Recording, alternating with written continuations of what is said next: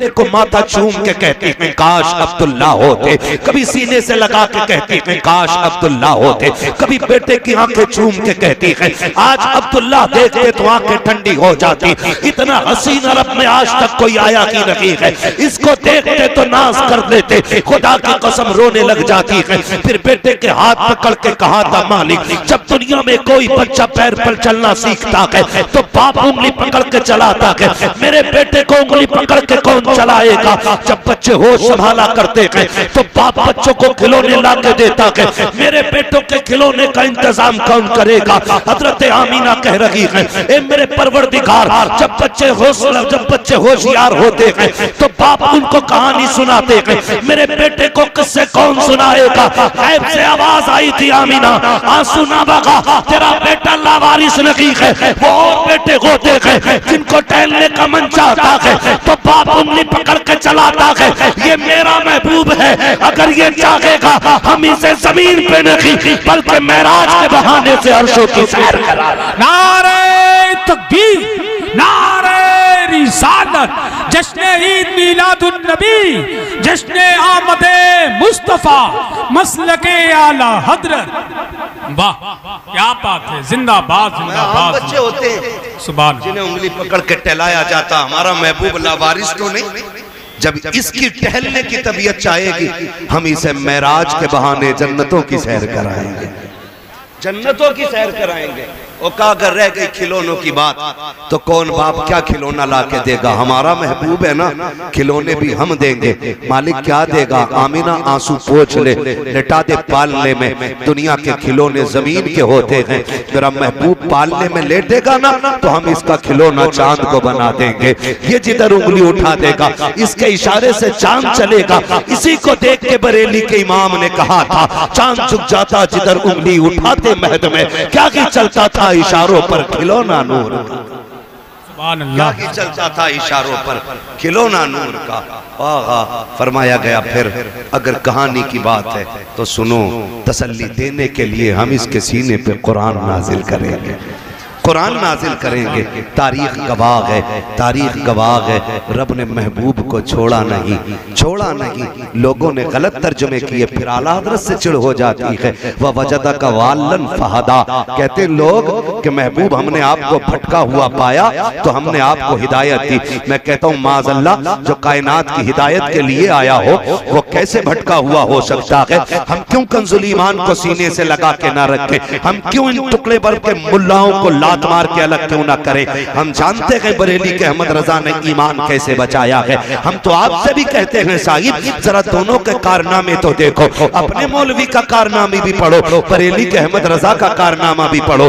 आओ कुरान पाक का तर्जुमा देखो, ववजदका वालन फहदा, इन्होंने तर्जुमा ये किया महबूब हमने आपको भटका हुआ पाया तो हमने आपको फिर हिदायत दी। बताओ तो सही, जो नबी को भटका हुआ कहे वो कैसे मुसलमान हो सकता है? जो नबी को गुमराह कहे वो कैसे मुसलमान हो सकता है? अहमद रजा तुम बताओ ना इस आयत का तर्जुमा क्या है? फिर मेरा इमाम कहता है ववजदका वालन फहदा, महबूब हमने तुझे अपनी मोहब्बत में वारफ्ता पाया है तो अपनी जानिब रास्ता दिया है। कहा महबूब तू भटका हुआ नहीं है बल्कि भटकों को तू रास्ता देने के लिए आया है। वो तुम्हारा नबी होगा जो भटका हुआ है, ये हमारा नबी है जो भटकों को सहारा देने के लिए।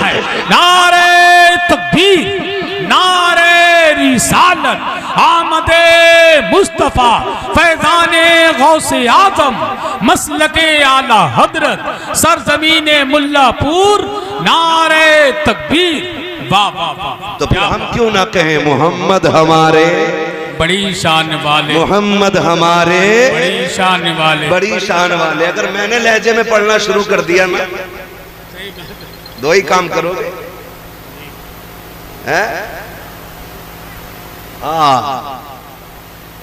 मैं लहजे में नहीं गा रहा हूं, वरना या तो कान बंद करोगे या उठ के चले जाओगे। हाँ, मगर बहुत अच्छा लग रहा आप मेरे साथ हैं। मोहम्मद हमारे लगाते हैं नारा ये ईमान वाले, मोहम्मद हमारे बड़ी शान वाले। सलामत में ऐसा लग रहा है कि जलसा शुरू हो रहा है। मैं तो ये सोच रहा था सोने के टाइम में नंबर आया है ना। अल्लाह सलामत रखे। लेकिन खुदा करे थोड़ा सा ये भी मामूल बना लें, जलसे का जो वो है ना आपका टाइम टेबल, इसे घटा लें। मैं अर्ज करूं, मैं देखिए मेरा उसूल है, मैं आईना हूं, दिखाऊंगा दाग चेहरे के, जिसे खराब लगे सामने से हट जाए। मैं भाई कह जाता हूं जलसे वालों से, आपने बुलाया, नजराना दे रहे हैं, इनाम दे रहे हैं, लेकिन लाजिम यह है कि चापलूसी करके वक्त जाए न करूं। मैं सच्ची बात कह जाऊं, दो चीजें बहुत जरूरी होती हैं, एक तो फजर की नमाज और दूसरी हलाल रोजी। ठीक है ना। हम में अक्सर किसान मजदूर लोग होते हैं, हम सारी रात इधर बैठे रहेंगे तो कितने तो ऐसे लोग हैं जिनका काम रोज खाना और रोज कमाना है। ठीक है ना। यहाँ बैठे रहेंगे और अगले दिन फिर सोएंगे, कमाने नहीं जा पाएंगे, तो फिर रिस्क की तंगी होगी। जब ये तंगी बढ़ेगी तो बंदा नाजायज की तरफ पड़ेगा। ऐसा किया करें, जलसा सही वक्त पे शुरू कर लिया करें और सही वक्त पे मुकम्मल कर लिया करें, ताकि फजर की नमाज भी मिल जाए, बच्चों के लिए हलाल रोजी का इंतजाम भी हो जाए। ठीक है ना। करेंगे ना इंशाअल्लाह, आप जिम्मेदार लोग हैं भाई। जरूरी नहीं है बहुत लंबी लिस्ट बनाई जाए, एक खतीब एक शायर रखें और कह दें कि भाई ये जरूरी बात है, ये हमें समझा जाओ। ठीक है ना। अपने हिसाब से मौजूद है इसको कि जो आपके यहाँ की कमियां हों वो बताएं। ठीक है ना। मैं इसलिए नहीं कह रहा हूँ कि कोई ये कहे कि साहब जी ये पूछ के तकरीर कर रहा है, क्या अच्छा लगेगा आपको, क्या बुरा लगेगा। नहीं, मैं जानता हूँ जब तक मर्ज का पता नहीं चलेगा फिर दवा कैसे लगेगी। यार है बुखार में पेट के दर्द का इंजेक्शन दे दो और पेट के दर्द में बुखार की दवा दे दो तो रिएक्शन ही होगा, और रिएक्शन जब दवा कर जाती है तो मुंह बिगाड़ देती है। तो ये भी जरूरी आप बता दें आपके यहाँ क्या कमजोरी रहती है। और एक जरूरी नहीं है 3 बजे तक, 1 बजे सलाम पढ़ के छुट्टी कर लो, लंबी रातें हो रही हैं, वरना 12 बजे मुकम्मल करो जलसा। मदीने वाला भी राजी हो जाएगा, काबे वाला भी राजी हो जाएगा। करेंगे इंशाअल्लाह, ऐसे ही करेंगे। अल्लाह सलामत रखे। ये तो आपकी खूबसूरती है कि जो अब तक जाग रहे हो, वरना जिसके जब रात के 12 बज जाते हैं ना तो बड़े बड़ों के चेहरों पे 12 बज जाते हैं ना। खुदा आपको सलामत रखे। ये हुजूर के जिक्र की बरकतें होती हैं। हसन भाई अगर 11 बजे तक खाली डांस देख लेना और सुबह को उठकाए तो ऐसा लगे जैसे किसी कुत्ते ने पेशाब करा इसके मुंह पे। और यहाँ 3 बजे तक बैठो, 4 बजे तक बैठो, सुबह उठ के जाओगे ना, चेहरे बिगड़े हुए नहीं होते, चेहरे निखरे हुए होते हैं। हाँ, चेहरे निखरे हुए होते हैं। लगाते हैं नारा हम ईमान वाले, मोहम्मद हमारे बड़ी शान वाले। अल्लाह ने बड़े नाज उठाए महबूब के, बड़े नाज उठाए, बड़े नाज उठाए। वरफाना लका जिक्र, ओ महबूब दिल थोड़ा न करना, हम तेरे जिक्र को तेरे लिए बुलंद कर देंगे। हाँ, हमने तेरे जिक्र को तेरे लिए बुलंद किया है। कितना बुलंद? फरमाया तेरी हर आने वाली घड़ी पिछली घड़ी से बेहतर होगी। रब के महबूब की उम्मत में पैदा हुए हैं, ये करम है परवरदिगार का। ओ भाई जरा सुने तो सही, कान खोल के हुजूर हमारे बड़ी शशो पुंज में जिंदगी गुजरी हुजूर की। आज ना कसरत है रिज़्क़ की, आज इतनी कसरत है कि शादी ब्याह में जाके देखो तो जितना टेबल के ऊपर लगा होता है ना, उतना ही टेबल के नीचे पड़ा होता है। इतनी बेकदरी हम रोजी की कर रहे हैं। ये मेरे ख्याल से सारे नौजवान परदेश रहते बाहर। भाई जिस बच्चे को भी ना रोटी कमाने के लिए घर से बाहर जाना पड़े ना, तो वो मैं परदेसी मानता हूँ उसको, और है ही परदेसी। मुश्किल होता है, एक दिन के लिए बच्चे छोड़ने मुश्किल होते हैं, घर छोड़ना एक दिन के लिए मुश्किल होता है, लेकिन साहिब जिम्मेदारियां भी बड़ी चीज होती हैं। कभी इंसान को साल भर के लिए ले जाती हैं, कभी 6 माह के लिए ले जाती हैं, कभी अपनों से दूर करती हैं, कभी खुशियां नहीं मिलती, कभी जनाजे नहीं मिलते। ये सारे दुख परदेश के लगे रहते हैं। और सिर्फ दूरियां नहीं, वो जो थक के परदेश के होते हैं। किसी ने गालियां दी तो 4 पैसों के लिए सुनी, किसी ने ताने दिए गर्दन झुका के चले आए। परदेश में है यार, ना सुनेंगे, घर से दूर पड़े हैं, 2 पैसों के लिए आए। कितनी मुश्किल से पैसा कमाया जाता है। कितने बापों ने जिंदगी परदेश में काट दी ताकि बेटियों के हाथ इज्जत से पीले कर सकें। 10-10 साल एक बाप बेटी को छोड़ के गया था, पलट के आया है, बेटी जवान हो गई है, बेटी की रुखसती पे आया है। हम जब खाने के लिए जाते हैं ना शादियों में, तो डोंगे घुमा घुमा के बेटियां बोटियां चेक करके निकालते, कौन सी खाने की है कौन सी नहीं। हमने प्लेट भर ली, जो खाई गई खाई, बाकी टेबल के नीचे फेंक दी। हाथ जोड़ के गुजारिश करता हूँ, भले साल में 5 बार जलसा करना या 5 साल में 1 बार जलसा करना, लेकिन कोशिश ये करना है हमें अगर 3 की बात जलसों में मिलेगी तो पाबंदी से अमल किया जाएगा। तुम्हें खुदा का वास्ता वास्ता किसी के दिए हुए खाने की बेहुरमती न करना। तुम्हें तो ये लगता है कि ये 5 घंटे में तैयार हुआ कौरमा है, इसमें 3 घंटे की मेहनत लगी है। नहीं प्यारे, इसमें किसी बाप की जवानी लग गई है, इसमें किसी की पूरी जिंदगी लग गई है, इसमें किसी का परदेश काटा हुआ वक्त है, इसमें किसी बाप का बुढ़ापा आ गया है, इसमें किसी बाप की झुकी हुई कमर की ताकत है। खुदारा रिस्क की तौहीन न करना। जब खाने के लिए बैठा करो तो ऐसे खाया करो जैसे अपने दस्तरखान पे खाया करते हो। तुम्हें खुदा का वास्ता अपने घर बीवी को चीचड़े फेंकने पे डांट देते हो, पराए घर की अच्छी बोटियां फेंक देते हो। अगर तेरी एक बोटी फेंकने की वजह से किसी गरीब की इज्जत पे आंच आ गई, खुदा की कसम खा के कहता हूं, तेरे मरने के बाद जितने चाहे 40वें कर लेना, जितने चाहे तीजे कर लेना, जितने चाहे कुरान खानी करा लेना, अगर किसी गरीब का आंसू तेरी वजह से निकल गया, अल्लाह उस वक्त तक माफ नहीं करेगा जब तक एक आंसू की तुझसे कीमत अदा नहीं करा ले। अल्लाह अल्लाह। नारे तकबीर, नारे रिसालत, पैगामे मजहब इस्लाम, जश्न गौसुल वरा कॉन्फ्रेंस, मसलके आला हजरत। हाँ वो भाई करेंगे इंशाअल्लाह, करेंगे इंशाअल्लाह, रिज़्क़ की कदर करेंगे इंशाअल्लाह। फेंकेंगे तो नहीं ना, नहीं फेंकेंगे ना। कच्ची रोटी भी आ जाए ना, फेंकना मत। अगर तुझे खाना नहीं समझ में आ रहा, उठ जा। और जब कोई पूछे क्यों उठ गया, कह दे पेट भर गया। ऐब भी बयान नहीं करना, ऐब बयान नहीं करना।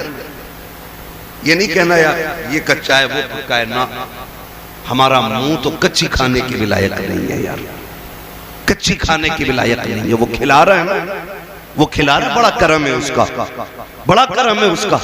रिस्क की कदर करना आज है, कल नहीं होगा। हुजूर फरमाते हैं इसकी इज्जत करना। अगर ये रूठ गया ना तो एड़ियां रगड़ के मर जाओगे, तुम्हें लुकमे लुकमे को तरसा देगा। यही वजह है आके कह रहा पता नहीं इतना कमाता हूं, हजरत बरकत ही नहीं है। जरा पिछली जिंदगी में झांक के देख, जब था तो बेकदरी तो नहीं करता था, जब था तो इतराता तो नहीं था, जब था तो फेंकता तो नहीं था। वो कहा था ना किसी ने, रोटी अमीर शहर के कुत्तों में बट गई, बेटी गरीब शहर की फाके से मर गई। वो भाई जब था तो हम कुत्तों पे लुटाते रहे, और आज है तो कुत्तों पे, तमाशों में। और कल नहीं होगा तो फिर तुम्हें याद आगा ये क्यों रूठ गया। कोई डोरी हो, कोई तावीज हो, ये सदा नहीं रहना, ये सदा नहीं रहना। अल्लाह ने ये वक्त दिया है ना, तो इस रोजी की कदर करनी है, रोजी की कदर करनी है। और कोशिश ये करनी है अल्लाह तू जितना देगा हम तेरी राह में खर्च करते रहेंगे। करेंगे इंशाअल्लाह, करेंगे इंशाअल्लाह। देखिए कमाई अपनी अपने हिसाब से लोग लगाते, कोई तमाशों में लगा देता। तुम देखना, माफ कीजिएगा, कव्वालियां होंगी, ड्रामे होते हमारी कौम में। मज़ारों को अय्याशियों का अड्डा बना दिया लोगों ने। इंतजार रहता कब मेला आएगा, कब अय्याशी की शाम होगी। और निकलो इनसे यार, निकलो। हम अल्लाह के लिए आए हैं, यहाँ रसूलुल्लाह के लिए आए हैं। और फिर मजार वाला भी चलता होगा अंदर लेटा लेटा। वो जिसकी जिंदगी कुरान पढ़ते पढ़ते चली गई, उसके कान पे ढोलक बजा बजा के दिखा रहे, ढोलक बजा बजा के दिखा रहे। और शर्म आनी चाहिए, इन्होंने कुरान पढ़ा गए तो इनके मजार पे कुरान पढ़ के सुनाया। नुकसान होता, किसी का पैसा ढोलक में लग रहा है, किसी का तमाशों में लग रहा है, किसी का वक्त मेलों में जाता है। हम मुकद्दर के धनी हैं, हमारा वक्त हुजूर की महफिल में जा रहा है, हुजूर की महफिल में जा रहा है। कहने जी ये जितने कव्वाल लोग हैं बहुत अच्छे हैं, ऐसा ऐसा कव्वाल आ रहा सुभान है आदमी। सही बात है, सही बात है, सही बता रहा हूँ। सुभान तक याद नहीं, याद नहीं है, पहला कलमा तक याद नहीं। जिन्हें पहले कलमे भी याद नहीं, वो जन्नत में लेकर चलेंगे। खुद बताओ आप, जरा दिल पे हाथ रख के बताना, जिसकी दाढ़ी ना हो तुम उसके पीछे नमाज पढ़ लोगे? बोलो, इमाम बना लोगे उसे? जो चोरी करता हो उसे इमाम बना लोगे? जो ब्याज लेता हो उसे इमाम बना लोगे? नहीं ना। क्यों? क्योंकि हम जानते हैं कि इसका ये अमल गलत है। हम इसके पीछे नमाज पढ़ेंगे तो फंस जाएंगे। तो बता, जब तुझे नमाज में इतना डर लगता है तो फिर जिक्र रसूल फिर ऐसे वैसों से क्यों सुना करता है? खुद भी फैसले करो ना, खुद भी फैसले करो। मुकाबले चलते हैं, अब तो अल्लाह माफ करे, हमारा पूरा इलाका तबाह इस मामले में। वजह क्या है? तालीम नहीं हमारे इलाके में। कितने IAS IPS हैं आपके यहाँ पे बताओ? पूरे इलाके में तलाश करोगे मुश्किल से 2-4 मिले, पूरे इलाके में, शहर छोड़ के। ये कंडीशन हमारी तालीमी मयार की है। और जब हम चौकों में बैठ जाते हैं ना, तो फिर हमसे बड़ा काबिल कोई नहीं। कह रहा जी छोड़ो उसकी, उसके अब्बा की हमसे सुनो, उसके दादा की हमसे सुनो। और जबान को ताला लगा, आज तू सुना रहा है, कल कोई तेरी भी आके सुनाएगा, तेरी भी कहानी पढ़ी जाएगी, तेरे भी किस्से चलेंगे। इतराना नहीं है, खुदा दे तो शुक्र अदा करना है। नहीं शक्र तुम लाज़ीदन्नकुम, तुम मेरा शुक्र अदा करोगे तो मैं अपनी नेमत के शुक्रिये पर उस नेमत में इजाफा अता फरमा दूंगा, इजाफा अता फरमा दूंगा। आज है ना कसरत, आज है। इस्लाम ने बड़ी गुर्बत का दौर देखा, बड़ी गुर्बत का दौर देखा। आओ तुम एक दौर की कहानी बताऊं। मेरा नबी, मोमिनों के दिलों की धड़कन, एक दिन घर तशरीफ लाए। उम्मुल मोमिनीन आयशा सिद्दीक़ा फरमाती हैं, उस दिन घर में खजूर भी बाकी नहीं थी। है तवज्जो सारे लोगों की? सो तो नहीं रहे ना? एक खजूर भी बाकी नहीं उस दिन घर में। हसन भाई उम्मुल मोमिनीन आयशा सिद्दीक़ा फरमाती कि मुझे गैरत लगी, हिम्मत नहीं हुई हुजूर का सामना करने की। मुझे पता था महबूब का फाका 3 दिन का है। कहते हैं हुजूर उस दिन घर में जब तशरीफ लाए, एक खजूर भी नहीं थी। हुजूर को आहट सुन के ना मैं चादर ओढ़ के लेट गई, लेकिन चादर में एक सुराख था, मैं उसमें देखती रही हुजूर क्या कर रहे हैं, हुजूर क्या कर रहे हैं। लेकिन हुजूर को सुराख की जरूरत नहीं, क्योंकि हुजूर तो दिलों के हाल जानने वाले, हुजूर दिलों के हाल जानने वाले। उम्मुल मोमिनीन आयशा सिद्दीक़ा फरमाती है, सुने मेरी माँ बहनें भी कान खोल के, आज 10-10 हजार के जोड़े हैं ना, फिर भी पैर जमीन पे नहीं है। 5-5 हजार के नकाब है ना, फिर भी इतरा रही है। लानत हो ऐसी जिंदगी पे कि उनके जिस्मों पे 72 पैबंद तो थे, लेकिन इज्जत पे कोई दाग नहीं था। आज 5000 का नकाब है, लेकिन इज्जतें महफूज नहीं है। फर्क है ना, फर्क है ना। ये इतना बड़ा फर्क हो गया। देखिए उम्मुल मोमिनीन आयशा सिद्दीक़ा को, पढ़े इनकी तारीख आप। हज़रत उम्मुल मोमिनीन आयशा सिद्दीक़ा चादर ओढ़ के लेटी हैं, हुजूर आए, देखा आयशा लेटी है, हुजूर ने देखा, मुस्कुराए और चले गए। समझ गए आयशा ने क्यों चादर डाली है। मेरा इमाम कहता और कोई गैब क्या, तुमसे निहा हो भला, जब ना खुदा की छुपा तुम पे करोड़ों दुरूद। यही तो मेरा इमाम कहता है। आला हज़रत को पढ़ने की जरूरत है, उन पे लड़ने की जरूरत नहीं। अगर उन्हें पढ़ लो ना तो तुम भी कहोगे अपने वक्त के सबसे बड़े सूफी को अहमद रजा कहा जाता है। अगर किसी दिन वक्त होगा इंशाअल्लाह, तब मैं आला हज़रत पे बात करूंगा। बस मैं आज जो बातें कहना चाहता हूँ सुनने, जरा तवज्जो है सारे लोगों को। कहते हैं जरा सारे या रसूल अल्लाह। खाली लंगर के सहारे हैं कि कुछ खा पी के भी आए है ना? खा पी के भी आए हैं तो फिर जितनी ताकत रह गई है उतनी जोर से बोल दें सुभान अल्लाह, माशाअल्लाह। तो हुजूर आए, देखा आयशा सिद्दीक़ा को, अंदर चले गए, बिस्तर पे लेटे।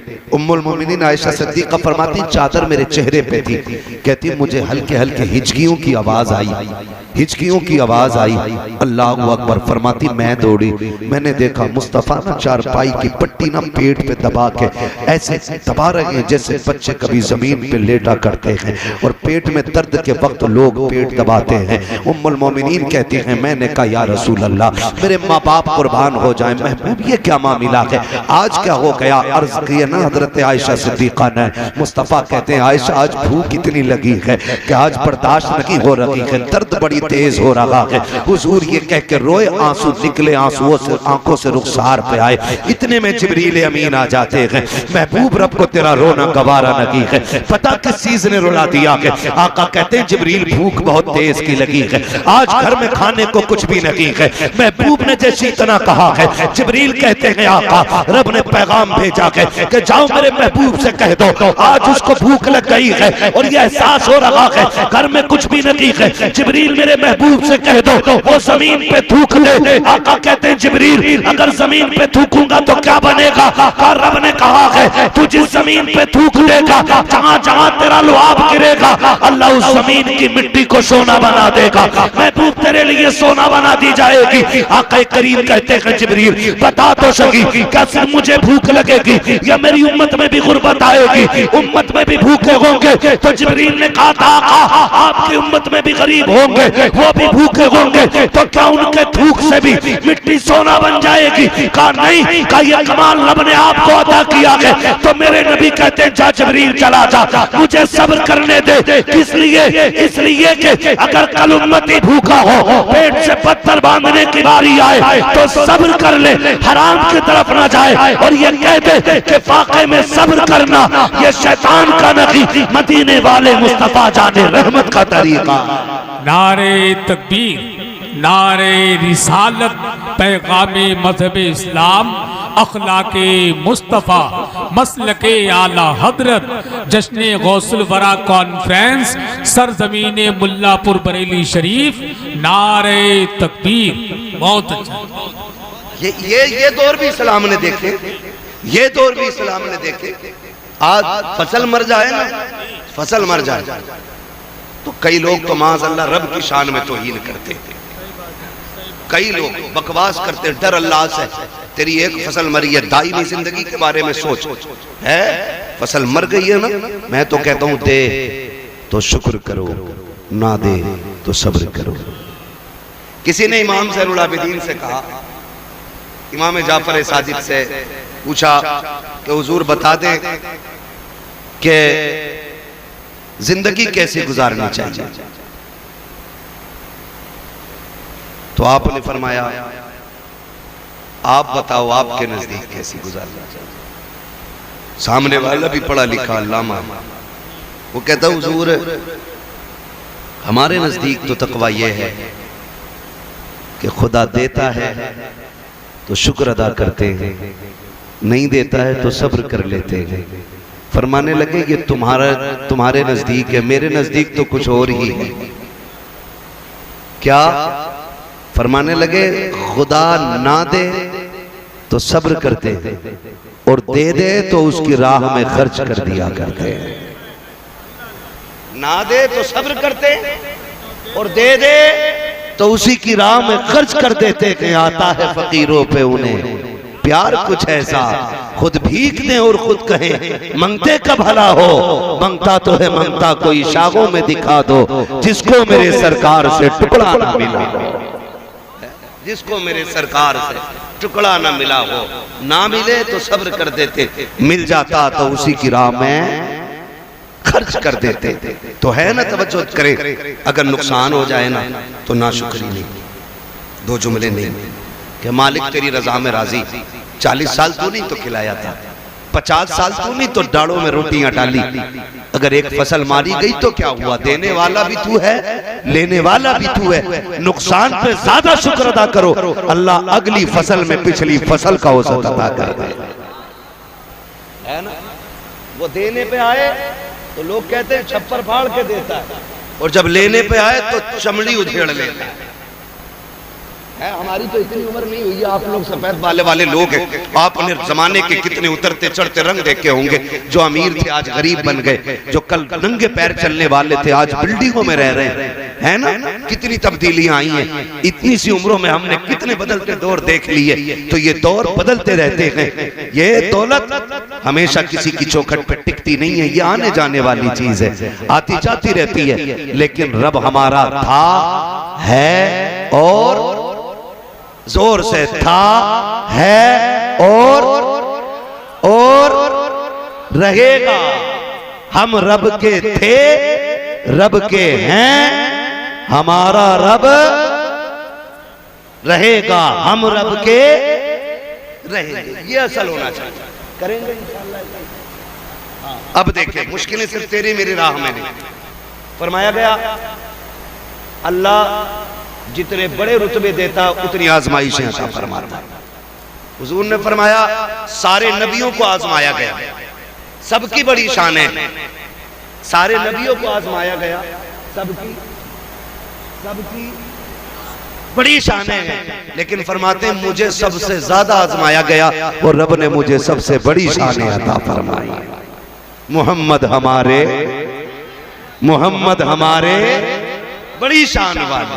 अल्लाह अकबर। फिर नाज भी उठाए। हुजूर उदास है, उम्मे हानी का घर है, मौलाए कायनात की बहन है ना, हुजूर की चचाजादा बहन उम्मे हानी। हुजूर बिस्तर पे लेटे, आज कुछ दिल उदास है। क्यों है उदास? ताइफ का हाल अभी गुजरा है, अभी ताइफ का हाल गुजरा है, लोगों ने पत्थर मारे, अभी खदीजा जुदा हुई, अभी हुजूर के चचा का इंतकाल हुआ, ये नए नए गम लगे। हुजूर बड़े उदास है, बिस्तर पे लेटे। रब ने फरमाया जिब्रील जी रब्बे जलील का देख मेरा महबूब उदास है, जा उसे लेके आ, जन्नत की सैर कराना चाहते हैं, जन्नत की सैर कराना चाहते हैं। रात कौन सी थी? 27वीं शब कौन सी? कौन है सारे? 27वीं शब।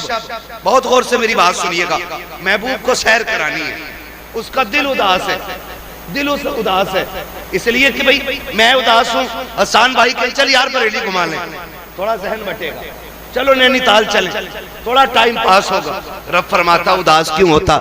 चल जन्नत की सैर कटाने, थोड़ा सा दिल तेरा शांत हो जाए। है जिब्रील को जाओ, जिब्रील कैसे जाना? सुनो, सवारी जन्नत की लेके जाओ, जन्नत की सवारी ली। 27वीं शब।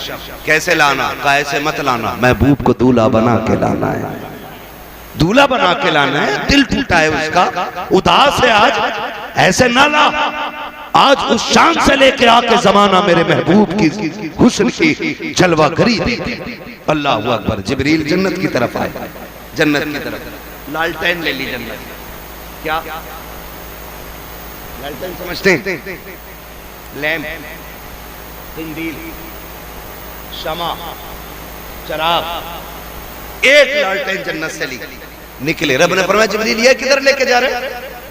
मौला 27वीं रात है, चांद डूबा पड़ा है, हल्की हल्की बदलियां हैं, झिम झिम झिम झिम बारिश गिर रही है। मालिक अंधेरा है, तेरे महबूब को दूल्हा बनाना है, तो अंधेरे में तो दूल्हा नहीं बनाना ना, तो फिर जन्नत का चराग तो लेके जाने दे। रब ने फरमाया रख दे, इसकी जरूरत नहीं। कहा मालिक क्यों? कहा मैंने महबूब को बड़ा हसीन बनाया है, मैंने अपनी गैरत के 70,000 पर्दे डाल दिए हैं, इस चराग को यहीं रख दे और जाके महबूब के चेहरे से गैरत का एक नकाब पलट देना, किसी चराग की जरूरत नहीं रहे। जिब्रील अमीन आए, तशरीफ लाए। कहां? हुजूर कहां है? उम्मे हानी के घर। आज हुजूर भी चादर ओढ़ के लेटे, आज हुजूर भी चादर ओढ़ के लेटे, जबकि वो रातों रात रब को रो के मनाने वाला आज चादर ओढ़ के लेटा। जिब्रील आए, दरवाजा बंद। मालिक की इजाजत दे, कुंजी खटखटाऊं? कहा ना, मेरा महबूब लेटा है। ये सोचे वो लोग जो कहते हैं नबी बड़े भाई की तरह है, माज़अल्लाह, जिनका ये नजरिया है गांव के चौधरी की तरह, वो सोचे रब ने महबूब को कितनी शान अता फरमाई है। जिब्रील फरिश्तों का चीफ, फरिश्तों का सदर, हाँ, तमाम मलाइका का जर्नल, इतनी पावर वाला जिब्रील, वो पूछता है मालिक कुंजी खटखटाऊं? का ना। का फिर? का देखता नहीं महबूब सो रहा है, आवाज ऊंची नहीं करनी अदब के खिलाफ। का फिर? का किसी सुराख से कमरे के अंदर चले जाओ।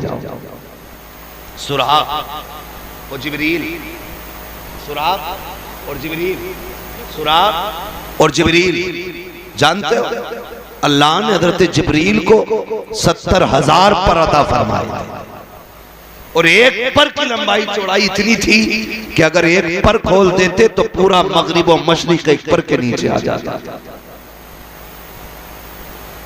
अब रब कह रहा है गेट से नहीं जाना है, वो अल्लाह के राज अल्लाह ही जाने का सुराग तलाश करो। अंदर गए, देखा महबूब सो रहे, रब इजाजत दे तेरे महबूब का माथा चूम लूं? कहा ना। कहा अपने लब देख और महबूब का माथा देख।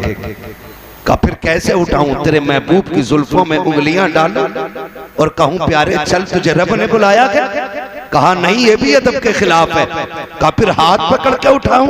कहा ये भी अदब के खिलाफ है। मालिक फिर बता कैसे उठाया जाए? कहा जिब्रील सुन, हमने तेरे लबों को काफूर का बनाया है, महबूब के तलवों को अपने नूर का बनाया है। अदब का मकाम ये है कि मेरे महबूब के कदमों की तरफ आ जा, अदब से बैठ जा और उसके तलवों को चूमना शुरू कर दे।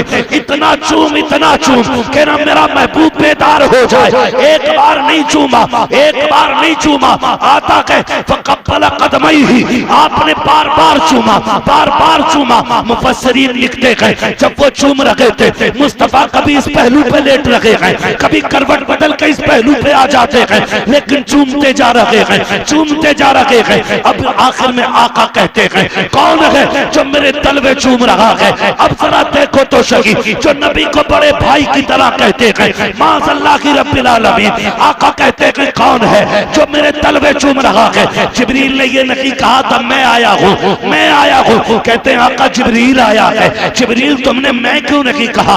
कहते मैं कैसे कह देता? मैंने एक बार इब्लीस को मैं कहते देखा था, जन्नत से निकाल दिया गया।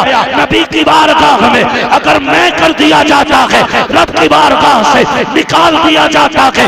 अगर कोई मुअल्लिमुल मलाइका हो और नबी की बारगाह में मैं को बढ़ा दे, खुदा उसके लिए जन्नत के दरवाजे बंद कर दे। नारे तकबीर, नारे रिसालत, शाने मुस्तफा, अज़मते मुस्तफा, जश्ने शबे मेराज, फैज़ाने शबे मेराज, मसलके आला हज़रत, सरज़मीने मुल्लापुर बरेली शरीफ। नारे तकबीर, वाह वाह वाह, क्या बात है। फरमाया गया बार बार चूमे। जिब्रील आज क्या हुआ? कहते हैं आज मेरी दुनिया में आने का हक अदा हो गया है।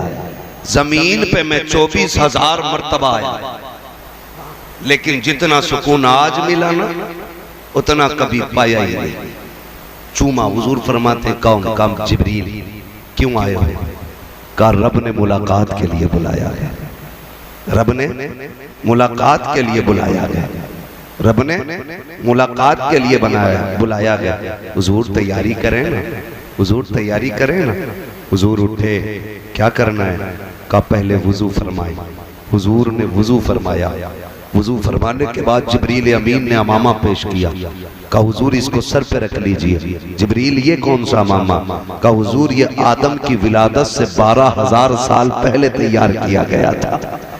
अल्लाह ने आदम की विलादत से आदम की तख्लीक से 12,000 साल पहले इसको जन्नत में बना के रखा और तभी से आज तक फरिश्ते इस पे दुरूद पढ़ते रहे। आदम की तख्लीक से पहले 12,000 साल पहले हुजूर ने अमामा रखा। हुजूर कहते हैं जिब्रील अब जिब्रील कहते हैं या रसूलल्लाह सवारी जो है ना, जो मैं आपको लेने आया हूं ना, वो मताफ में खड़ी, वो हतीम में खड़ी। हतीम ये वो हद है जो आज भी काबे शरीफ की जो मौजूदा इमारत है ना, उसके बाद जो छोटी सी 4 दीवारी आपको दिखती है ना, उसको हतीम काबा कहते हैं। असल में काबे की हद वहीं तक, ठीक है ना। उसके अंदर कहते हैं हुजूर सवारी खड़ी है। महबूब थोड़ा चल के भी दिखाना, रब चाहता है चंद कदम चल के भी दिखा। अब जब हुजूर चले हैं खुदा की कसम, जब चलने लगे ना, चलने लगे हुजूर की आंख में आंसू आ गए। जिब्रील ने कहा महबूब ये तो खुशी का वक्त था, आज क्यों रो रहे? आज तो अर्शों पे जाना है, जन्नत की सैर करनी है, हुजूर आंख में आंसू क्यों आ गए? महबूब कहते हैं सुन, रात है, अंधेरा है, मैं सोचता हूँ काश ये मेराज दिन में होती ना, तो मैंने जिन्हें दावत दीन दी और उन्होंने मेरी बात ना मानी। आज अबू जहल देखता, फिर उसे पता चलता मेरी शान क्या है। अबू लहब देखता, उसे पता चलता मेरी शान क्या है। कहा छोड़ो उसे भी जिब्रील, लेकिन आज अब लेके जा रहे हो। मेरा अबू बकर भी सो रहा है, मेरा उमर भी सो रहा है, मेरा अली भी नींद में है, मेरा उस्मान भी नींद में है, अब लेके जा रहे हो। काश ये तो देख लेते। कहा उन्हें भी छोड़ो। फिर कहते एक ख्याल और रुला रहा है, महबूब कौन सा? कहा सुने, जब बेटे कामयाब होते हैं तो माएं मुबारकबाद पेश करती हैं, जब औलाद तरक्की करती है बाप मुबारकबाद पेश करता है। तुमने मुझे सजाया, दूल्हा बनाया, जिब्रील मेरे सर पे अमामा रखा। ख्याल आता है काश आज मेरी माँ होती, आज मेरा बाप होता, मेरे दादा होते, आज मैं बुराक पे सवार होता। वो देख के कहते माशाअल्लाह, सुभान अल्लाह, वाह वाह क्या बात है। जैसे इतना कहा है, रब ने फरमाया जिब्रील महबूब से कह दे इसे किसी की जरूरत नहीं है, सवारी पे ये बैठेगा। सुभान अल्लाह कह के इसका रब इसकी हौसला अफजाई फरमाए। आवाज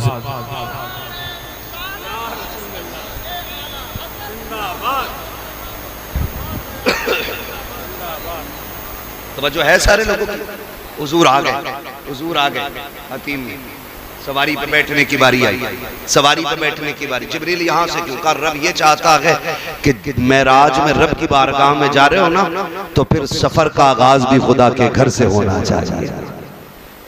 हुजूर बुराक पे बैठने के लिए करीब आए, जब बुराक देखा ना हुजूर फिर रो दिए। जिब्रील कहते अब क्या हुआ? कहा जिब्रील मैं रब की बारगाह में जा रहा हूँ, मेरे लिए सवारी है, बता मेरी उम्मत जब कयामत में कब्र से उठेगी उसका भी कोई इंतजाम होगा? कहते हैं जी रब ने फैसला फरमा दिया, महबूब दिल थोड़ा न कर, जो तेरे होंगे कब्र से उठने से पहले उनकी कब्रों के पास सवारियों का इंतजाम कर दिया जाएगा। हुजूर जब बुराक पे बैठने लगे, बुराक ने शौखियां की, बात लंबी होगी। बुराक इधर से उधर, इधर से उधर, जिब्रील ने डांटा, खड़ा नहीं हुआ जाता। हुजूर फरमाते क्या बात है? कहा हुजूर ये शौखी कर रहा है। क्यों? कहा ये कह रहा है हुजूर सबको नवाज रहे हैं, आज मुझ पे भी इतना करम कर दे कि जब हुजूर जन्नत में जाए ना तो फिर मेरे ऊपर सवार होकर जाए। अल्लाहु अकबर। हुजूर बैठे, और जब बैठे ना जिब्रील ने वो पकड़ रखी है रस्सी, नूर की मुहार पकड़ रखी है हुजूर उसकी, हम तो लगाम कहेंगे क्योंकि जो निशानी बताई गई है खच्चर से बड़ा और घोड़े से थोड़ा छोटा दरमियानी कद का है ना, इस तरह का हुजूर को लेने के लिए बुराक आया। कहते हैं लेकिन रफ्तार इतनी थी कि जहां नजर पड़ती थी वहां उसका कदम पड़ता था, इतनी रफ्तार थी। हुजूर बैठे, जिब्रील पीछे पीछे। जिब्रील तुम भी बैठ जाओ ना। क्या एक सवारी पे दो नहीं बैठते? कहा नहीं मैं नहीं बैठ सकता। कहा क्यों? कहा दुनिया जब ये कहे ना कि जिब्रील नबी का उस्ताद है तो मैं राज का सफर देख ले और ख्याल आ जाए उस्ताद होता तो लगाम पकड़ के न चलता। आज मैं लगाम पकड़ के बता रहा हूं कि जिब्रील मुस्तफा का उस्ताद नहीं, जिब्रील मुस्तफा का गुलाम बन के आया है। बैठे चले। हुजूर फरमाते हैं जब मैं निकला बड़ी तेजी से सवारी जब चली ना, कहते हैं मैं हजरत मूसा की कब्र से गुजरा। मूसा कलीमुल्लाह उर्दून से जब गुजरे, फिलिस्तीन से पहले उर्दून आया, उर्दून में हजरत मूसा की कब्र, हजरत मूसा कलीमुल्लाह। आका फरमाते मैंने देखा वो अपनी कब्र में खड़े हुए हाथ बांधे हुए, हाथ बांधे हुए। बाज मुफस्सिरीन फरमाते कि वो नमाज के लिए खड़े थे और बाज कहते हैं वो मुस्तफा पे दुरूद और सलाम के लिए खड़े हुए थे। भाई तो फरमाते मैंने उनको खड़े देखा। कहते मैं उन्हें कब्र में छोड़ के गया। कहते उधर फिलिस्तीन पहुंचा तो मुझसे पहले मस्जिद अक्सा में मेरे इस्तकबाल के लिए खड़े थे। अब जरा रुक के एक बात करूं, हुजूर बुराक पे जा रहे हैं, हजरत मूसा को कब्र में छोड़ा है और जब फिलिस्तीन पहुंचे तो इस्तकबाल में फिलिस्तीन में खड़े। सोच तो सही, बता जो मुक्तदी हैं अगर कब्रों में वो जिंदा रह सकते हैं जो मस्जिद अक्सा में नबियों का इमाम बना गए, वो अपने मज़ार में जिंदा क्यों नहीं हो सकता है? तभी तो आला हज़रत फरमाते हैं तू जिंदा है वल्ला, तू जिंदा है वल्ला, मेरी चश्मे आलम से, मेरी चश्मे आलम से चुप जाने वाले। हुजूर गए, बात लंबी होगी, मेराज में गए, वहां जाके नमाज अदा की। मगर हैरत की बात ये, अभी तो नमाज ही फर्ज नहीं हुई थी, फिर मस्जिद अक्सा में कौन सी नमाज अदा की गई? तो फरमाया गया ये 2 रकात नफल शुक्राने के थे। कहा किस चीज के? कहा कि सारे नबियों को महबूब की जियारत कराई जा रही है, सारे नबियों को महबूब की जियारत कराई जा रही है, इस बात के शुक्राने की नमाज अदा हो रही है। ये भी फरमाया गया। और भी बहुत सारी ताबीलें इसमें फरमाई गई। हुजूर गए, मेराज में गए, अल्लाह से मुलाकात की। रब ने फरमाया महबूब बहुत रोया है, आज मांग क्या मांगता है? आज मांग क्या मांगता है? कहते हैं रब हबली उम्मती, अल्लाह मेरी उम्मत बस मेरे हवाले कर देना। महबूब मूसा तूर पे आए, आग देखी, नूर की तजल्ली देखी, आग की शक्ल में बेहोश हो गए। महबूब तू मेरे सामने है, मैं तुझे देख रहा हूं, तू मुझे देख रहा है, अब भी उम्मत की याद है? हाँ मालिक इजाजत दे, मैं जाना चाहता हूँ। वापस जाना है? हाँ। का जिन्होंने जन्नत देखी वो वापस जाने को तैयार नहीं थे, तू मुझे छोड़ के जन्नत जाने, तू मेरे पास से मुझे देख के वापस जाने की बात करता है। रब ने फरमाया महबूब मुझे देख के वापस जाने की बात करता है। तो फिर महबूब कहते मालिक उमर को सोता हुआ छोड़ा है, अबू बकर को सोता हुआ छोड़ आया हूँ, अली को सोता हुआ छोड़ आया हूँ। मालिक ये इतना प्यार करते, अगर मुझे ना देखेंगे तो कयामत बर्पा हो जाएगी। अल्लाह मुझे वापस जाना है, वापस जाना है। मालिक बस एक वादा कर, उम्मत का क्या बनेगा? आज उम्मत से इतनी सी मेरी गुजारिश है, मुस्तफा मेराज में जाकर भी हम गुनाहगारों के लिए सिफारिश कर रहे हैं, हम गुनाहगारों की मग़फ़िरत मांग रहे हैं। आज उन्हीं की महफिलों पे उंगलियां उठाएं हम, उनके दीन के उलमा को जलील करें हम, उनकी बातों को बेमकसद बेफायदा बोले हम। अल्लाह अकबर, जरा समझो तो सही मुस्तफा की कितनी बड़ी कुर्बानियां हैं। आका करीम फरमा रहे हैं कि मैंने उम्मत के लिए भीख मांगी है, वहां भी रब से उम्मत की भलाई मांगी है। मालिक मेरी उम्मत का क्या बनेगा? रब ने फरमाया महबूब क्या वादा करते हैं, मैदान क़यामत में उम्मत भी तेरे हवाले होगी, हुकूमत भी तेरे हवाले होगी, और जा जन्नत भी तुझे दी जाएगी। महबूब इशारा करना तेरा काम है, गुनाहगारों को जन्नत देना मुझ खुदा का। हुजूर हमारे लिए सब कुछ मांग के लाए, और हम किधर? सोचे जरा, तुम्हारे ही लिए तय गुनाहगारों सियाकारों ये शब भर जागना और रात भर रोना मोहम्मद का। हुजूर हमारे लिए रोए। बच्चों को पढ़ाइए, दीन दीजिए, दुनिया भी दीजिए, दुनिया और दीन दोनों की तालीम दीजिए, लेकिन बेटियों को दुनिया से ज्यादा दीन की तालीम अदा करें आप लोग।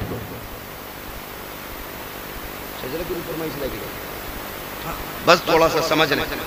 हाँ, हमारे इलाके में अक्सर जो है ना बेटियां दीन से दूर हो रही। नौजवानों अपनी बच्चियों को कनीज़े फातिमा ज़हरा बनाओ। हमारी आपकी बेटी अगर MBBS की डिग्री लेके भी आई तो क्या लेके आई? अगर बाप की नाक कट गई तो लानत हो ऐसी डिग्री पे। हाँ, डिग्री वो लाओ बेटियों के लिए जो कब्र में रोशनी का इंतजाम कर दे, आखिरत में जन्नत में जाने का इंतजाम करे। ये असल है। हाँ, अगर बनने ये डिग्रियां बड़ी दिलवानी है, बेटों को दिलवाओ, है ना, 6-6 पिटे इन्हें दिलवाओ। बेटियों को कुरान दो, बेटियों को इस्लाम दो, इसलिए कि उन्हें दुनिया का निजाम नहीं संभालना है, उन्हें घर का निजाम संभालना है। मैं गारंटी के साथ कहता हूं, अगर बेटियां सिर्फ घर का निजाम संभाल लेना तो खाली सजदों में रोने की जरूरत नहीं है। तुम्हारे ही आंगन से सलाहुद्दीन अय्यूबी पैदा हो जाएगा, तुम्हारे ही आंगन से मोहम्मद बिन कासिम आएगा। इसी तरह इंशाअल्लाह मौसम बदलेंगे, माहौल बदलेंगे, हमारे घरों में दीन की तालीम होगी। मेरे ख्याल से हजरत इदारा चला रहे, क्या नाम है, रिदाए फातिमा गर्ल्स कॉलेज है ना, उसमें दीनी तालीम भी और दुनियावी तालीम। तो कोशिश ये करें अपनी बच्चियों को उसमें जरूर पढ़ाइए। पढ़ाएंगे इंशाअल्लाह, पढ़ाएंगे इंशाअल्लाह। कोशिश करें, मत पढ़ाइए। अगर हजरत से कोई चिड़े तो इनके मदरसे में ना पढ़ाइए, कहीं और पढ़ाइए, लेकिन पढ़ाइए।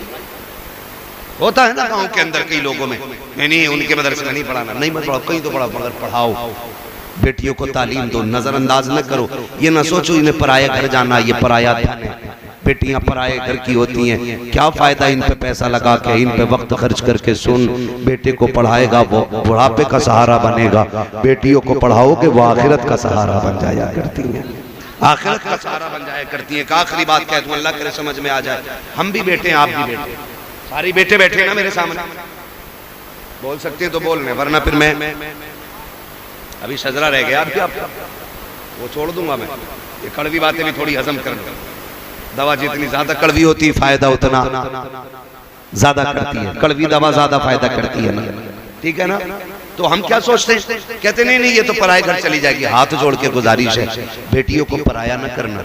जब बेटियों को बार बार जब कुछ चीज गिर जाए ना, अम्मा थप्पड़ मार के कहती है पराए घर नहीं जाना, पराए घर की है, तुझे पराए घर जाना। जाएगी कब, ताने आज से मिल रहे। आज बेटी पराई कर दी गई, अब आज बेटी को अपने घर में अकेला कर दिया हमने, पराया कह के आज बेटी को तन्हा कर दिया इस परिवार ने। खबरदार कभी बेटी को ये ताना न देना। वो पूरी जिंदगी ये पूछती है आखिर उसका घर कौन सा है।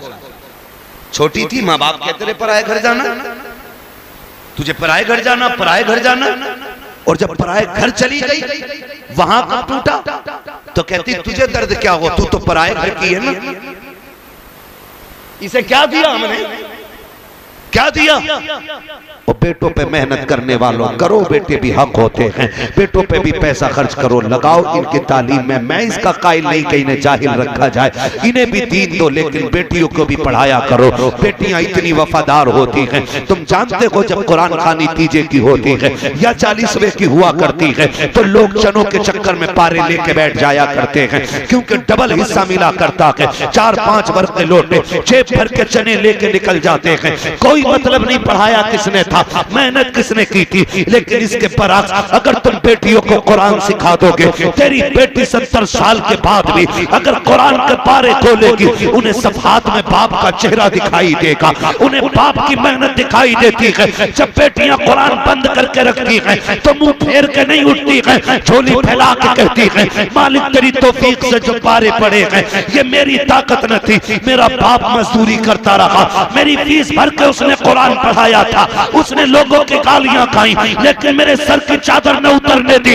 ये कह के बेटियां रो करके कहती मालिक जो आयतें पड़ी हैं इसका सवाब मेरे बाप की रूह को अता कर दे, मेरे बाप की रूह को अता कर दे। खुदा की कसम जब बेटियां रो के इतना कहती हैं तो दावे के साथ कहता हूँ 1000 महफिलें लोगों की एक तरफ, बेटी के आंसू एक तरफ। खुदा इतना करीम है, बेटियों के गिरे आंसुओं की लाज रखता है, और हाथ नीचे आने से पहले बेटी की दुआ के सदक़े में खुदा बाप की मग़फ़िरत फरमा दिया। घरों में किसी के कान पे उतर जाती है, किसी के कंधे से उतर जाती है, उतरती हर घर से। हालात देखिए कि अब जब आम मियां बीवी आमने सामने बैठते तो फिर तलाक से पहले नौबत नहीं आती। ऐसे झगड़े बढ़ जाते हैं कि बीवी अपने घर बैठ जाती है और शौहर अपना, फिर बीच के लोग समझौते के नाम पे कहते हैं चलो फिर फैसला ही कर लिया जाए। एक गुजारिश मेरी आपसे, खुदा के वास्ते, अगर आपकी बीवी के अंदर कोई कमी भी हो तो आप उसको नजरअंदाज कीजिए, कभी भी बराबरी मत करना। ये कभी मत कहिएगा कि तेरी औकात क्या है, तू कौन है, तेरी हैसियत क्या है। एक दूसरे की तारीफ करें, इससे घर चलते। हमारे घरों के हालात बिगड़ने लगे, उसकी वजह यह है कि इसके सबसे बड़े जिम्मेदार हैं सबसे पहले ये निकाह कराने वाले लोग, जो शादी के बीच में बिचौलिए कहलाते हैं। बिचौलिए इधर क्या बोलते हैं, बिचौलिए बोलते हैं, बिचौलिया, जो 500 रुपए और एक जोड़े के खातिर किसी के भी घर में आग लगा देते हैं। ये रिश्ते कराना बड़ी अच्छी बात है, ये सवाब का काम है, लेकिन खुदारा इसमें झूठ ना बोले, झूठ बोल के किसी के घर को बर्बाद ना करे। होता क्या जब रिश्ते की बात आती है ना, लड़की वाले की तरफ पहले जाता है ये बिचौलिया, कहता अभी देख के आ रहा हूं, अभी लड़के के लिए ना मुंबई से 80,000 डाले अपने अब्बा के खाते में, 80,000 डाले अभी। और रिश्ता होते होते पता चलता है, जब इधर 80,000 की खबर है तो लड़की वाला भी कह देता है यार जब इतनी अच्छी कमाई है ना तो फिर ऐसा करो 5 लाख हमसे ले लो, 10 लाख में ये रिश्ता करा दो। इस तरह से फिर रिश्ते कराए जाते हैं। जब निकाह होकर वापस आता है तो पता चलता है कि इसकी कमाई 15,000 रुपए महीना। जब 15,000 रुपए महीना की बात होती है तो फिर झगड़े। लड़की वाले कहते हैं तुमने झूठ बोला था कि तुम्हारा बेटा 80,000 कमा रहा है, तो कहते हैं तूने भी तो झूठ बोला था 10 लाख देंगे, तूने भी तो 3 लाख दिए। फिर यहां से आपस में रिश्तों में इख्तिलाफात पैदा होते हैं, और जब ये इख्तिलाफात आगे बढ़ते हैं तो फिर ये इतने बढ़ जाया करते हैं कि नौबत तलाक पर आ जाया करती है। जिंदगी ऐसे न गुजारो कि घरों में झगड़े पैदा हो। अल्लाह ने तुम्हारे हिस्से में जिसको मुकर्रर किया है उसके साथ जिंदगी सुकून के साथ गुजारो। हजरत अब्दुल्लाह की जिंदगी देखो, सैयदा आमीना की जिंदगी देखो। कहती है आमीना, कहती है अब्दुल्लाह मैं बड़े नसीबों वाली हूँ, खुदा ने तेरे जैसा जवान मेरे मुकद्दर में लिखा है। हजरत अब्दुल्लाह कहते हैं आमीना मैं तुझसे ज्यादा नसीबों वाला हूँ, मुझे तेरे जैसी शरीक हयात रब ने अता की है। अल्लाह अकबर। अभी कुछ माह गुजरे थे कि जिंदगी हंसी खुशी गुजर रही थी, चंद माह गुजरे थे। एक दिन हजरत अब्दुल्लाह हजरत अब्दुल मुत्तलिब के पास आते हैं, कहते बाबा जान मैं भी परदेश जाना चाहता हूँ, मैं भी कुछ कमाना चाहता हूँ, आने वाला दौर ऐसा होगा मेरे घर में बच्चा होगा, उसकी भी ख्वाहिशें जरूरतें होंगी, इसलिए मैं परदेश जाना चाहता हूँ। जैसे इतनी बात हजरत अब्दुल्लाह ने कही है, वालिद ने कहा बेटे मेरी तरफ से तो इजाजत है, अपनी बीवी हजरत आमीना से इजाजत ले लो। जैसे हजरत अब्दुल्लाह सैयदा आमीना के पास आए हैं, कहते आमीना कहा जी का परदेश जाने की इजाजत दो, मैं कुछ कमाने जाना चाहता हूँ, मैं बिजनेस के लिए जा रहा हूँ, तिजारत के लिए जा रहा हूँ। हजरत आमीना ने इतना सुना आंख में आंसू आ गए, कहने लगे मेरे सरताज अभी जिंदगी के कितने लम्हे साथ गुजरे थे, अभी कितने दिन गुजरे हैं, अभी तो दिलों की हसरत मुकम्मल लगी हुई है। अब्दुल्लाह भी मैंने जी भर के देखा नहीं है, इतनी जल्दी जुदाई की बातें कर रहे हो। आमीना जल्दी इजाजत है, मैं फिर वापस आऊंगा, वादा करता हूँ तेरे हाथ की पकी रोटी भी खाएंगे, तेरे साथ बैठ करके मोहब्बत भरे लम्हे भी बिताएंगे। अल्लाह अकबर। हजरत आमीना ने हजरत अब्दुल्लाह को इजाजत देती है। जैसे हजरत अब्दुल्लाह परदेश जा रहे हैं, जहाँ तक हजरत अब्दुल्लाह नजर आए हैं, सैयदा ने खड़े होकर के अपने सरताज को जाते हुए देखा है। अल्लाह अकबर। कुछ दिन बीत जाते हैं, कुछ वक्त गुजर जाता है, इधर हजरत आमीना हजरत अब्दुल्लाह की वापसी के इंतजार में है। जब वो वक्त करीब आया जिस वक्त में हजरत अब्दुल्लाह को पलट करके आना था, हजरत आमीना इंतजार कर रही है, वो दिन आने वाला था। आप कहती हैं बाबा कहा जी का मेरे अब्दुल्लाह का पता नहीं चला है, चाहिए किसी से पूछो तो सही मेरे अब्दुल्लाह अभी तक आए क्यों नहीं है। हजरत अब्दुल्लाह के इंतजार में सैयदा आमीना क्या करती है, एक दिन घर में सफाई की है, खाने के इंतजाम में लग जाती है। हजरत अब्दुल मुत्तलिब ने कहा था ए बेटी आमीना बता तो सही ये क्या कर रही हो। कहा आज अब्दुल्लाह आ सकते हैं, मैं इसलिए घर की सफाई कर रही हूँ, घर में इंतजाम कर रही हूँ। आके जरा पता तो कीजिए कब तक अब्दुल्लाह आने वाले हैं। हजरत अब्दुल मुत्तलिब घर से निकले हैं, हरम शरीफ में पहुंचे हैं, अभी पूछना चाहते थे, इतने में एक शख्स दौड़ता हुआ आया। उसने कहा कि आप ही अब्दुल मुत्तलिब को। कहा जी का एक बड़ी बुरी खबर है। का क्या खबर लेके आए हो कि अब्दुल्लाह तुम्हारे बेटे हैं। कहा जी का अब्दुल्लाह वापस नहीं आएंगे। कहा किस लिए। का रास्ते में उनका इंतकाल हो गया है। इतना सुनना था हजरत अब्दुल मुत्तलिब जमीन पर बैठ जाते हैं, अपने दिल को संभाल रहे हैं। आपके पास खुदा ने कई बेटे दिए थे, खुद को तो संभाल लेते हैं, लेकिन दिल कहता है अब्दुल मुत्तलिब जरा ये तो बताओ। आमीना पूछेंगी तो क्या जवाब दोगे। ये सोच करके आप जब कदम घर की तरफ बढ़ाते हैं, हर कदम उठता हुआ ऐसा लग रहा था जैसे कोई जमीन को फैला रहा हो, कदमों को किसी ने पकड़ लिया हो। अब घर की तरफ बढ़ रहे हैं, हिम्मत जवाब दे गई है, अपने दरवाजे पर आए हैं। जैसी आने की आहट महसूस हुई है, सैयदा आमीना दरवाजे पे आ जाती है। आने के बाद कहती है अब्बा बताओ तो सही मेरे अब्दुल्लाह का पता चला कि नहीं। अल्लाह अकबर। हजरत अब्दुल मुत्तलिब की सुर्ख आंखें देखी हैं, भीग जाती है हजरत अब्दुल मुत्तलिब की आंखें। कहती है ए आमीना ए बेटी अब किसी का इंतजार मत करना, जिस अब्दुल्लाह के इंतजार में तू शाम शाम जागती है, दिन भर राह तकती रहती है, अब वो अब्दुल्लाह नहीं आने वाला है। इतना सुनना था, सैयदा जमीन पर बैठ जाती है, अपने शिकम पे हाथ रखा है, कहती है मेरे परवरदिगार, मेरे शिकम में जो बच्चा है अभी इसने बाप का चेहरा नहीं देखा, अभी इसने बाप को नहीं देखा, इसके दुनिया में आने से पहले बाप का साया ले लिया गया। ए मेरे परवरदिगार, मेरा बच्चा पैदा होने से पहले यतीम हो गया है। जैसे इतना कहा आवाज आती है, आमिना परेशान ना हो, हम तेरे बेटे को लावारिस नहीं रखेंगे, हम तेरे बेटे को कायनात का वारिस बना के दुनिया में पैदा फरमाए। अल्लाह, ये हजरत अब्दुल्लाह की मौत की खबर देते अब्दुल्लाह की खबर सैयदा वो जिंदगी याद रखना।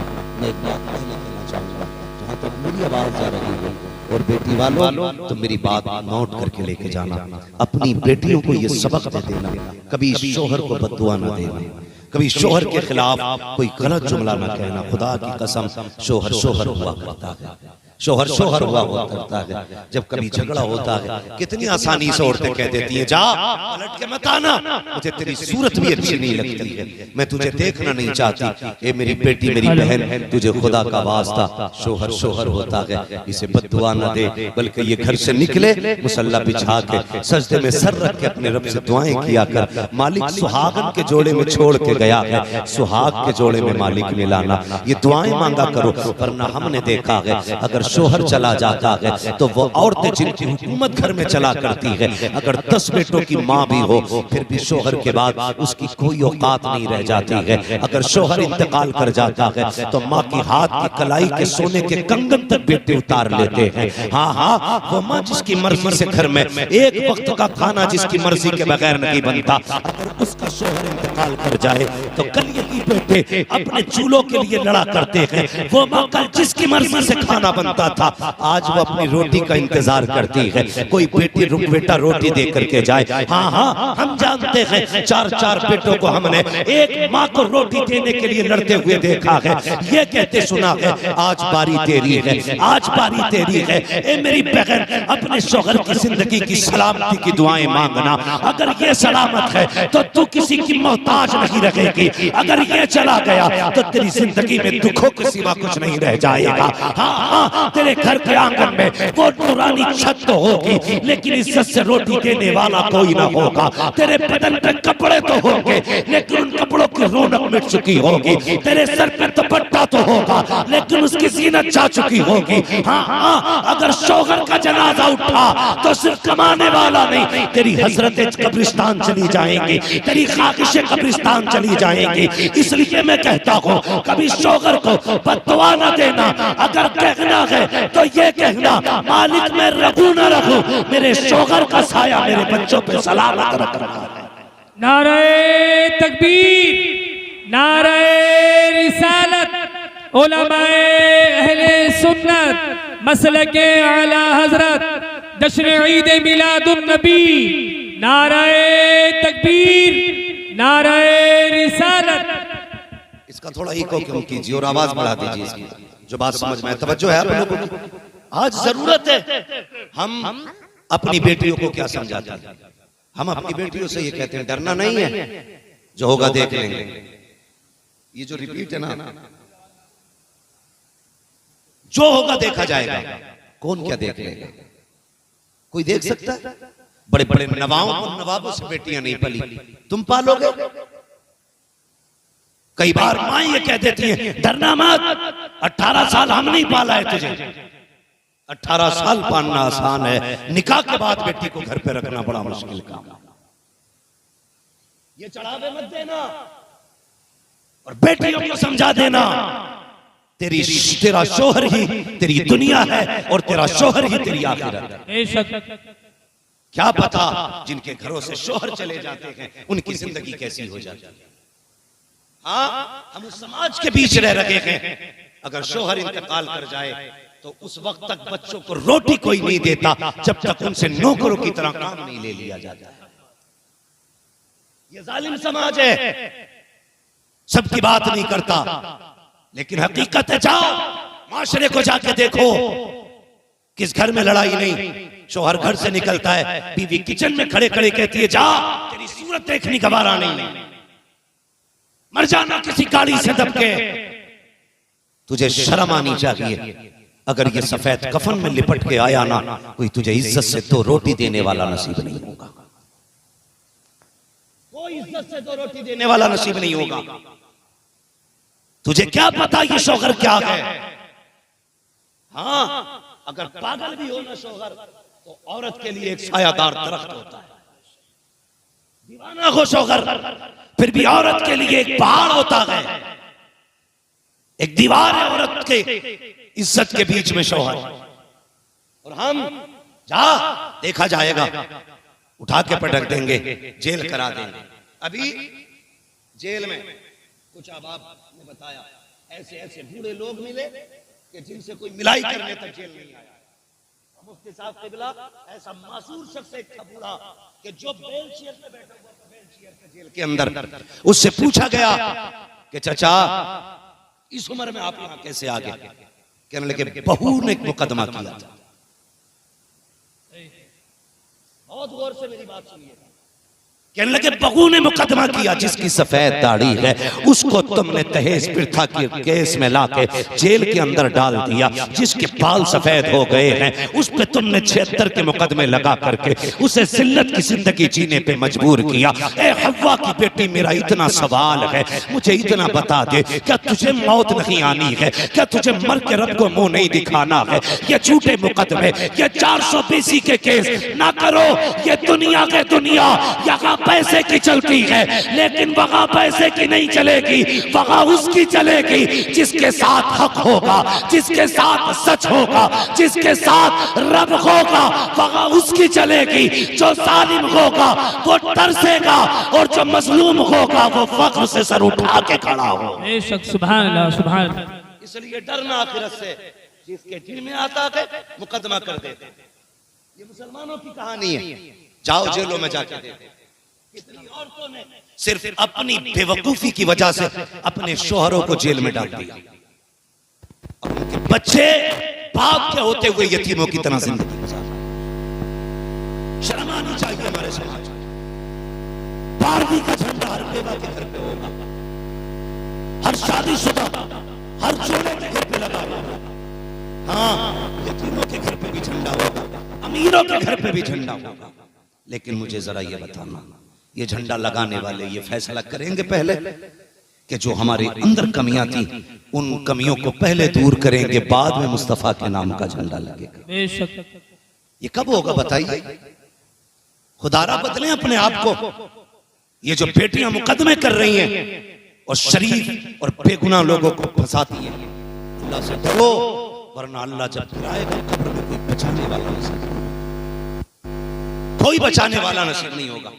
आज तेरे भाई के थानेदार से रेड पेट अच्छी है ना, आज तेरे भाई के शोर से और सिफारिश से ऊपर तक है, तो जिसे चाहोगे फांसी करा दोगे, जिसे चाहोगे जेल में डलवा दोगे। नहीं, डरो अल्लाह से। एक दिन ऐसा आएगा कि उस दिन कोई नहीं होगा बचाने वाला। फिर अल्लाह आवाज देगा, बुला अपने हिमायतियों को, बुलाओ उनको जो पैसों पे दम भरते थे, बुलाओ उनको जिनके मामलात थाने कचहरियों में ज्यादा थे। फिर कोई नहीं आने वाला, कोई नहीं आने वाला। खुदारा बेटियों को यही सबक पढ़ाई, यही सबक पढ़ाई कि तेरा शौहर तेरी खुशियों का सबसे बड़ा जिम्मेदार है। अपने शौहर की जिंदगी की दुआएं मांगना, ये बताया करो अपनी बेटियों को, अपने शौहर की जिंदगी के लिए दुआएं मांगना। आज ना लगता नहीं है, जिन औरतों के शौहर इंतकाल कर जाती, सब कुछ होते हुए भी वो जिंदा लाश बन के रहा करती है। जिंदा लाश बड़ा मुश्किल होता है जीना, बहुत मुश्किल होता है।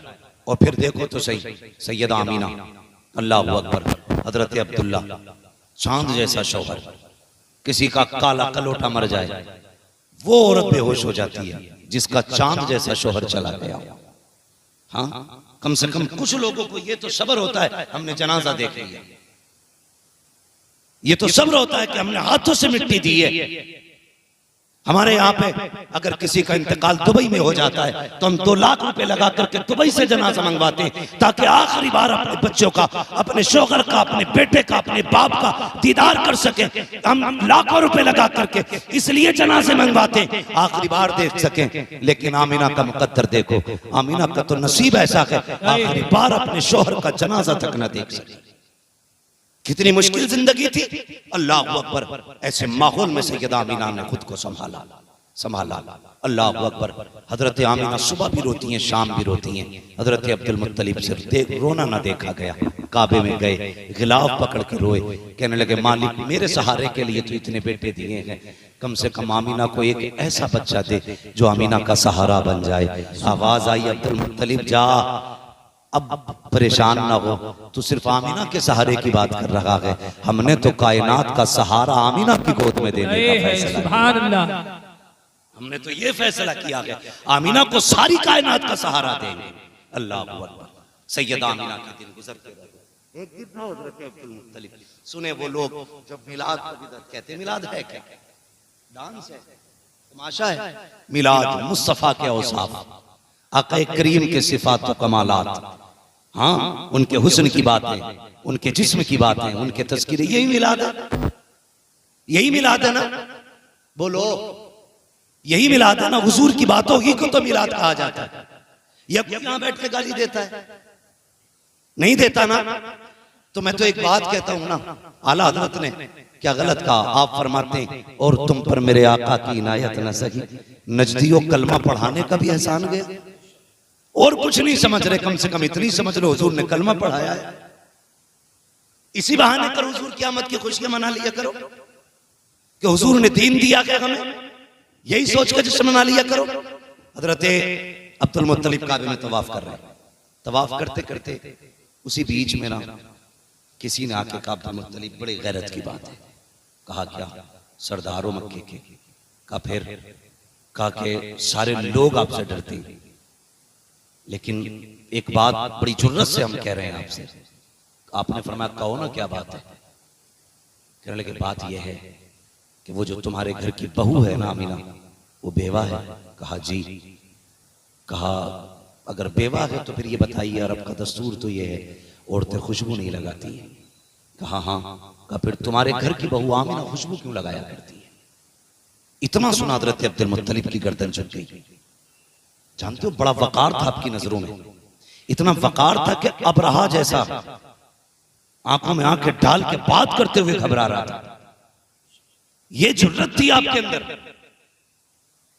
मगर आपसे एक शख्स कहता कि आपके घर की बहू खुशबू लगा रही है, और दस्तूर यह है अगर किसी का शौहर इंतकाल कर जाए 1 साल तक औरत को खुशबू नहीं लगानी है। अपने घर की बहू को नहीं संभाल सकते? इतना सुना गर्दन झुक गई। चेहरे पे ना हया की वजह से जर्दी आ गई। वो घर आ गई। आपकी बीवी का नाम भी, नबी की दादी का नाम भी फातिमा है। आपकी बीवी ने कहा मेरे सरताज खैर तो है? कहा कि आज लोगों ने ऐसी बात कह दी कि मेरी भी शर्म से गर्दन झुक गई। कहा क्या? कहा जरा चाहिए तो आमीना से बात कीजिए। कहा क्या हुआ? कहा सुना है आमीना कोई खुशबू लगाया करती है, आमीना कोई खुशबू लगाती है। कहा किसने कहा? कि मक्के में सारे लोग बातें कर रहे हैं। कहा ये कौन कह रहा है? कहा मक्के के लोगों ने कहा। कहा उनसे किसने कहा? कि मक्के की औरतों ने कहा है। कहा क्या कहा है? कि आमीना ऐसी खुशबू लगाती है जो खुशबू मक्के के किसी बाजार में नहीं मिलती है, किसी मार्केट में नहीं मिलती है। ऐसी खुशबू आमीना लगाया करती है। आप कहते हैं नहीं मेरे सरताज, अल्लाह अकबर, आप आइए। कहते मैं नहीं जाऊंगा, खुद जाके बात करो। जैसे कि आप अंदर गई हैं, अल्लाह अकबर, हजरत आमीना ने देखा हमारी सास आ रही है, उठ के अदब से खड़ी हो जाती है। देखो तो सही, नबी की अम्मी है, सास को देखा अदब से उठ के खड़ी हो जाती है।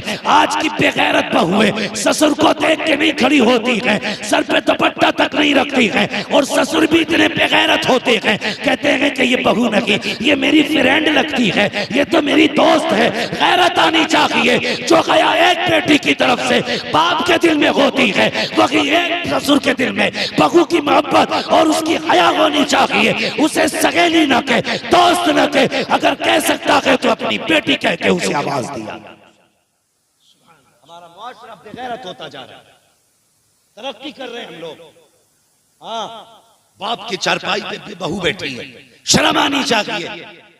यह अदब के खिलाफ है। नबी की अम्मी अपनी जगह से उठ के खड़ी हो गई, ससुर नहीं सास आ रही, हया से सिमटी। कहती आमीना जी अम्मी। का बेटी तुम्हारे बाप बाहर से आए हैं और एक शिकायत है, सुना है तुम्हें अब्दुल्ला का सोग नहीं मना रही हो तुम। कहा क्यों? कहा मक्के की औरतें कह रही हैं कि आमिना खुशबू लगाया करती है। बस फिर क्या था? अल्लाह अकबर, आप रोई। आपने ना यूं करके एक मिट्टी, दीवार की मिट्टी छुटाई, हजरत आमिना के हाथ, फातिमा के हाथ पे रखी। कैसे सूंघी? कहा क्या? कहा कल इस पे हाथ रखा था, आज तक दीवार से खुशबू आ रही है। सुभान अल्लाह, सुभान अल्लाह। आज तक दीवार से खुशबू आ रही है। उसके बाद दुपट्टा दिया, कहा ये क्या है? कहा इससे पसीना पोंछती हूं। कहा इतनी खुशबू है कि बार बार धोने से भी खुशबू नहीं जा रही है, बार बार धोने से भी खुशबू नहीं जा रही है, इतनी परेशान हो गई। अल्लाह अकबर। उसके बाद जब आप गई हैं, आप कहती हैं कि जाइए आप चल के बात कीजिए, मेरी हिम्मत नहीं हो रही है बाकी का सवाल करने की। हजरत अब्दुल मुत्तलिब आए हैं। आमिना कहा जी अब्बा, का बेटी एक बात तो बता, क्या तुझे अब्दुल्ला की जुदाई का गम नहीं है? का बाबा है ना, मुझसे पूछो। जिसने चंद दिनों के बाद अपना शोहर खो दिया हो, जिसकी जिंदगी का हम सफर बिछड़ गया हो, चंद कदम चल के जिसने साथ छोड़ दिया हो, उसकी जुदाई का गम मुझसे ज्यादा किसको हो सकता है? अल्लाह अकबर। का बेटी अगर गम है तो फिर बताइए खुशबू क्यों लगा रही है, ये इत्र क्यों लगा रही है? अल्लाह अकबर। सैयदा आमिना ने कहा था अब्बा मैंने कोई खुशबू नहीं लगाई है, कोई इत्र नहीं लगाया है। कहा अगर इत्र नहीं लगाया है तो फिर बताइए मक्के में तेरी खुशबू की बातें क्यों हो रही हैं? तब हजरत आमिना ने कहा था अब्बा जी एक राज की बात है, एक दर्द है जो छुपा रखा है। कहा कौन सा राज? कहा अब्बा मैंने कोई खुशबू नहीं लगाई, इत्र नहीं लगाया है, बल्कि जब से आपके बेटे अब्दुल्ला की अमानत मेरे शिकम में आई है, मैं जिन गलियों से गुजरती हूँ वो गलियां भी खुशबू से महक जाया करती। नारे तकबीर, नारे रिसालत, उलमाए अहले सुन्नत, जश्न ईद मिलादुन नबी। नारे तकबीर, नारे रिसालत, सुभान अल्लाह, सुभान अल्लाह। जैसे इतना सुना ना, हजरत अब्दुल मुत्तलिब दिल पे हाथ रख के मुस्कुराने लगे। आमिन आज कलेजा ठंडा हो गया। कहा क्यों? कहा जिसकी दुआएं मांगी थी रब ने वो नेमत अता फरमा, रब ने वो नेमत अता फरमा दी है। अब हजरत आमिना कहती हैं अब्बा बात यहीं खत्म नहीं होती है। कहा फिर? कहा और भी कमालात हैं। कहा क्या? कहा एक दिन मैं सो रही थी, सुने जो नबी के माँ बाप को माज़अल्लाह जहन्नमिया कहते हैं, वो कान खोल करके सुने। कहती है एक दिन मैं सो रही थी, अचानक ना मेरे माथे पे पसीना आया, मैंने देखा मेरी कमर के पीछे से ठंडी हवा के झोंके आने शुरू हुए। मैंने मुड़ के पीछे देखा ना तो हसीन शहजादियां थी जिनके हाथों में बड़े बड़े पंखे थे और हवा कर रही थी। मैंने कहा शहजादियों कौन हो तुम, कभी तुम्हें मक्के में नहीं देखा है? वो कहने लगी आमिना हम मक्के वाले नहीं, हम तो जन्नत वाले हैं। कहा किस लिए आए हो? कहा तुम्हारे माथे पे पसीना आया, रब ने कहा जाओ जाके मेरे महबूब की माँ के माथे का पसीना जन्नत की हवाओं से सुखाया जाए। और बता तो सकी अगर आमिना के माथे पे पसीना आ जाए रब को गवारा नहीं है, वो जहन्नम में जाएगी, रब को कैसे गवारा हो? सुभान अल्लाह, सुभान अल्लाह। बहुत बताया जाए कैसे गवारा करेगा। और सुने नबी की अम्मी बरेली के अहमद रजा नहीं कह रहे, कल को तो ये ना कहे कि ये बरेलवी था और मौलाना अहमद रजा की किताब पढ़ के गया। नबी की अम्मी सैयदा आमिना कहती हुजूर मेरे शिकम में आए, जैसे चौथा महीना लगा, कहने लगी मेरे ख्वाब में मुबारकबाद, सुभान अल्लाह, मुबारकबादियां। आज भी सुन्नी क्या कहते हैं? सरकार की आमद, अल्लाह आपके लहजे पे तुझे कुर्बान करे। ऐसा लग रहा है जैसे कि भूखे आके बैठे हुए हैं। बोल सकते तो बोले सरकार की आमद, माशाल्लाह बोल सकते हैं। हाँ कलीम भाई अल्लाह आपको सलामत रखे। लगता है सबके बदले तो आप ही बोलते हैं। ठीक है जी, सरकार की आमद। ये पीछे वाले क्यों नहीं बोल रहे हैं? क्या सारे बरेलवी है ना, सारे सुन्नी बैठे, जितने बैठे जरा हाथ उठाए। करवट में देखो किसका नहीं उठाए, जिसका नहीं उठे अल्लाह करे उसका हाथ मलकुल मौत उठा ले आके। भाई बहुत गौर से मेरी बात सुनिए, अल्लाह आपको सलामत रखे। मुबारकबादियां आने लगी। अल्लाह अकबर। अगली बात सुनिएगा। फरमाती हैं अब्बा आपको क्या बताऊं, जब मैं रास्तों से गुजरती हूं ना, तो जो दरख्त है ना ये सजदों में गिर जाया करते हैं। बेशक ये छोटी छोटी जो घास है ये भी बोलती है। है। हजरत अब्दुल मुत्तलिब देख रहे हैं, घास बोलती है।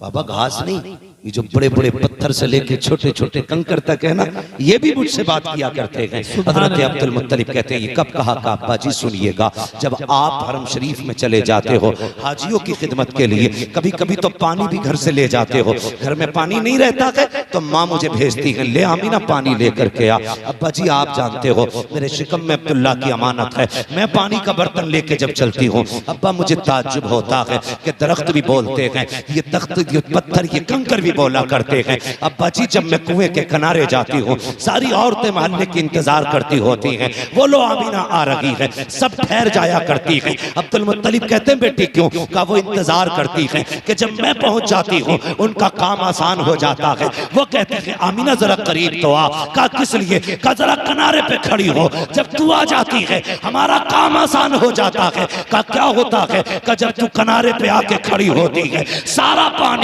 उठ करके किनारे पे आ जाता है, हमें रस्सी डालनी नहीं पड़ती है, हम बर्तन भर लेते हैं।